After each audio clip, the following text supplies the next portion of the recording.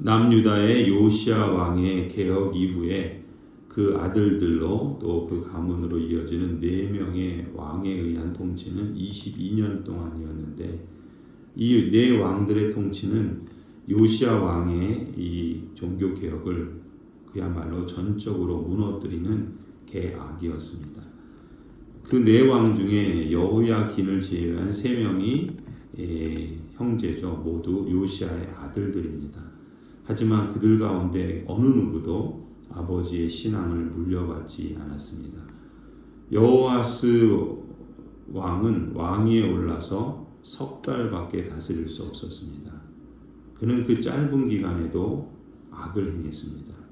여호아스는 여호와 앞에 악을 행하였다. 특히 그는 심히 포악한 폭군이었던 것 같습니다. 에스겔서 19장에 보면 에스겔 선지자는 여호아스 왕을 가리켜서 사람을 움키는 사자의 새끼라고 그렇게 비난합니다. 애굽은 이집트는 반 이집트 정책을 펼친 여호아스를 끌고 가고 그를 왕위에서 폐위시켜 버리죠.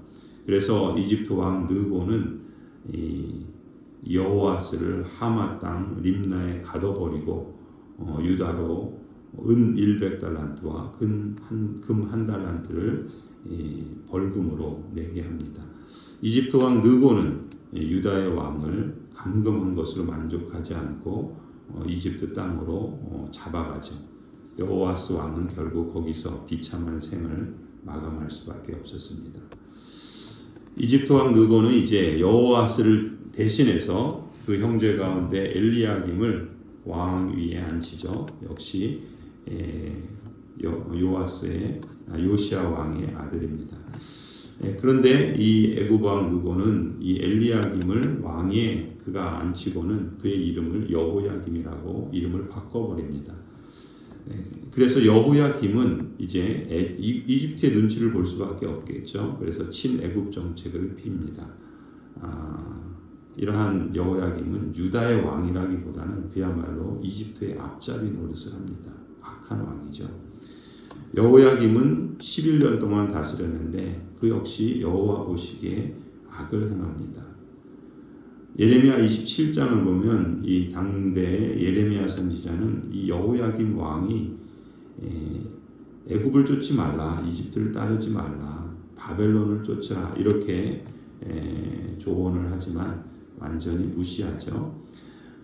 하지만 여호야김은 유다의 심판 도구인 바벨로니아에게 항복하라라는 예레미야의 그 권면을 무시하고 말씀을 불태우는 그런 악행까지 저지릅니다. 참 악한 왕이죠.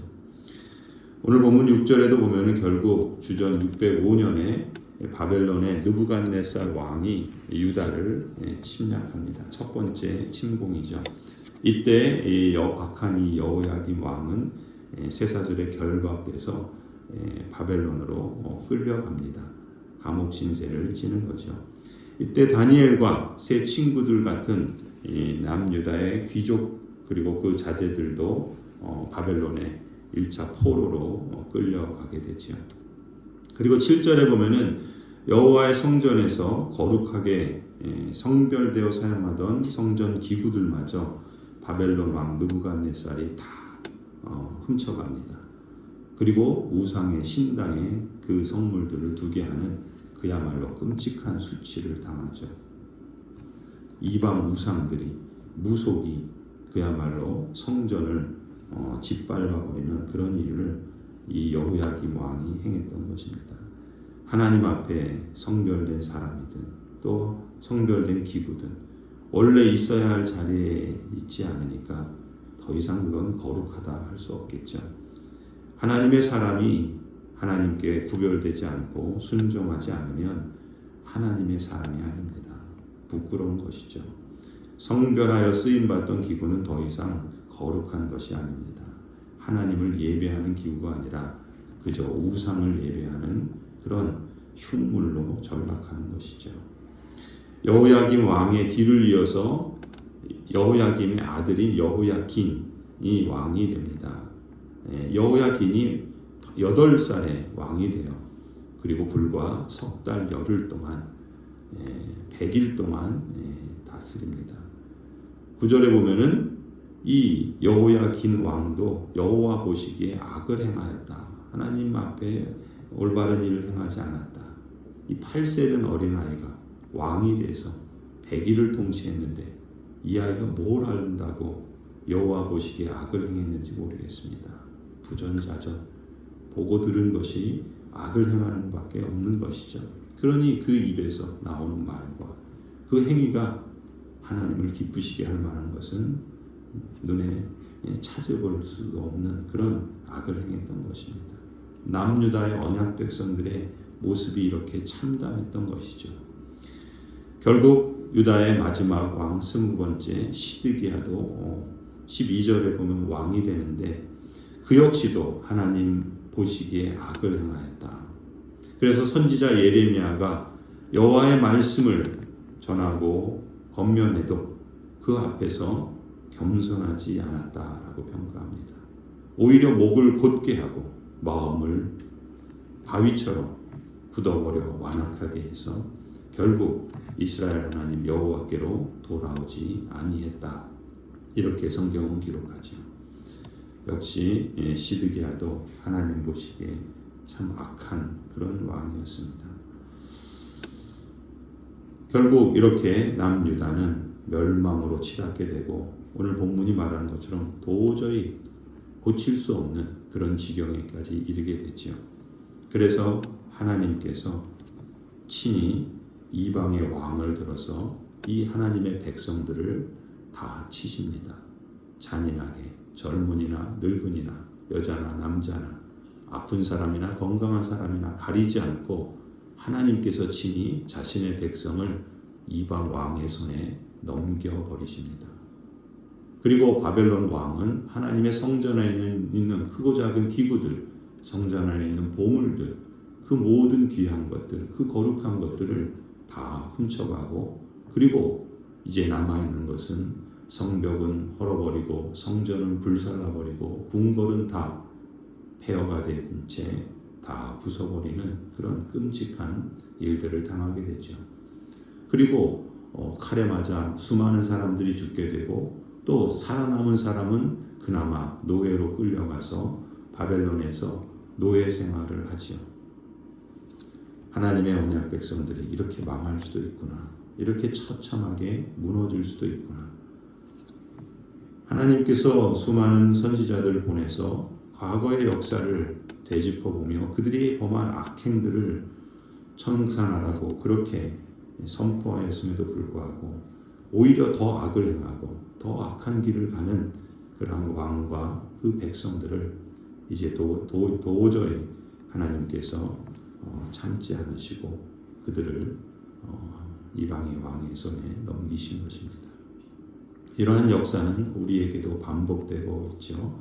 이제 그러한 길을 우리도 걸어가고 있는 것입니다. 그러나 역대기는 그것을 고발할 뿐만 아니라 그 역사를 과거를 청산하지 않으면 어떻게 되는가라는 것을 우리에게 자명하게 보여줄 뿐만 아니라 그러나 그 가운데서도 하나님께서 새로운 역사를 펼쳐가고 계신다라는 것을 보게 해주시는 것입니다. 놀라운 것은 그것을 역시 페르시아의 이방왕 고레스를 통해서 하나님의 일을 이루어 가신다라는 것이죠. 하나님께서는 율법과 성전을 다루는 역대기의 핵심 사상으로 역대하 7장 14절에서 말씀하십니다. 하나님의 백성이 그 악한 길에서 돌아오고 스스로 겸비하면 하나님께서 그 땅과 백성을 고치시겠다라고 말씀하시죠.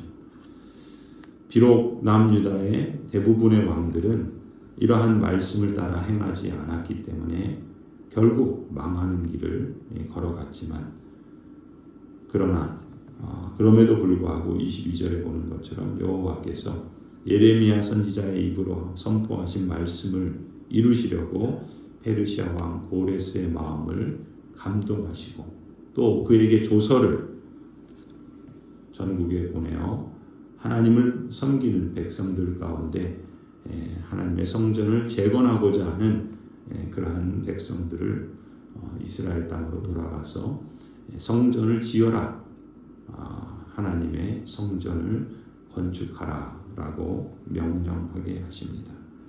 하나님의 역사는 이처럼 과거사를 제대로 청산하지 않으면 그 역사는 반복된다는 것을 우리에게 거듭 말씀하고 있죠.